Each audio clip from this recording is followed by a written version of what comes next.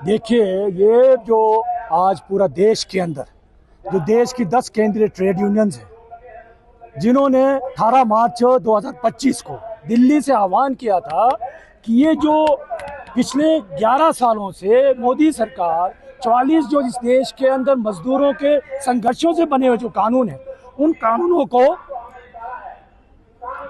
खत्म करके 4 जो श्रम कोड बनाने की कोशिश की जा रही है इस देश के अंदर, उसको लागू करने की कोशिश की जा रही है, जिसका सीधा सीधा जो मतलब है कि इस देश के अंदर जो 57 करोड़ मेहनत करने वाला मजदूर कर्मचारी है, उसको श्रम कानूनों के दायरे से बाहर करके इस देश के और विदेश के जो पूंजीपति है उनका गुलाम बनाने का है। 4 श्रम कोड के अंदर किस बात का जिक्र किया कि आप हड़ताल करेंगे तो आपको जेल होगा, 8 घंटे से ड्यूटी 12 घंटे होगा, महिलाओं को जो है रात्रि पाली में काम करना पड़ेगा, ठेका मजदूरों को क्या बोलते हैं ठेकेदारों के हवाले कर दिया गया है, 50 से कम मजदूर जहां पर होगा उसके लाइसेंस खत्म कर दिया है। इसका मतलब क्या है? ये सारा का सारा जो है इस देश के और विदेशी पूंजीपतियों को मुनाफा कमाने के लिए, उसका लूट बढ़ाने के लिए किया जा रहा है। दूसरी बात जो हम कहना चाह रहे हैं आज के आपके माध्यम से, ये 11 सालों में इस देश के जो सरकारी संसाधन है, जो सरकारी संपत्ति है, कोई भी सेक्टर है, वो सारा का सारा बेचने का काम किया जा रहा है। जैसे मैंने अभी भी जिक्र किया कि इस देश के अंदर किस धन दौलत की कमी नहीं है, लेकिन उन धन दौलतों को मुफ्त में और बड़े सस्ते उस पे जो है इस देश के मुख्य जो पूंजीपति है, अबानी अडानी जैसे 5 उद्योगपति है, उनको मुफ्त में कौड़ियों के भाव से देने की कोशिश की जा रही है।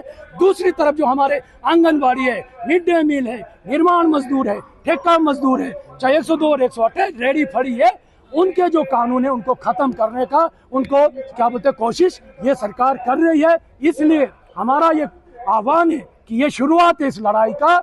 आने वाले समय में अगर ये सरकार इसको लागू करने की कोशिश करेगी तो ये संघर्ष और आगे बढ़ेगा। हम लोग पीछे हटने वाले नहीं है और इस लड़ाई में संयुक्त किसान मंच है, जिसके 500 से ज्यादा संगठन है, उन्होंने भी इसका समर्थन किया है। हम भी उनका धन्यवाद करते हैं और ये आपके माध्यम से कहना चाहते हैं, आने वाले समय में ये संघर्ष और तेज होगा और केंद्र सरकार को मजबूर करेंगे कि ये 4 श्रम कोड वापिस ले। जिस तरीके से किसानों ने जो काले कानून थे वो वापिस करवाए थे, उसी तरीके से मजदूर भी इन कानूनों को वापिस करके ही पीछे हटेगा, तब तक पीछे हटने वाला नहीं।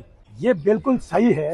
हिमाचल प्रदेश के अंदर अगर आप देखेंगे 1980 का जो वन अधिकार कानून है, जो एक्ट है, फॉरेस्ट कंजर्वेटर एक्ट है, जब तक उसमें परिवर्तन नहीं होगा उसको बदलना जरूरी है, क्योंकि हिमाचल की सारी जमीन जो है 80 के बाद केंद्र सरकार के हाथ में चली गई है।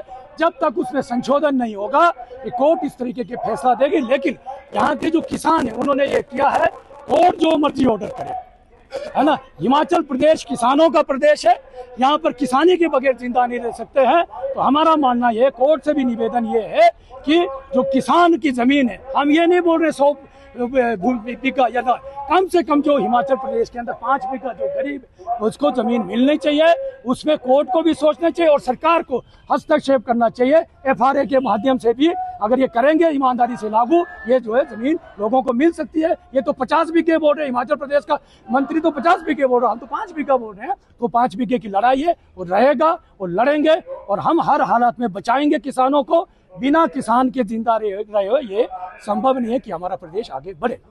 Jammu Kashmir apple farmers federation जिंदाबाद, Jammu Kashmir apple farmers federation जिंदाबाद।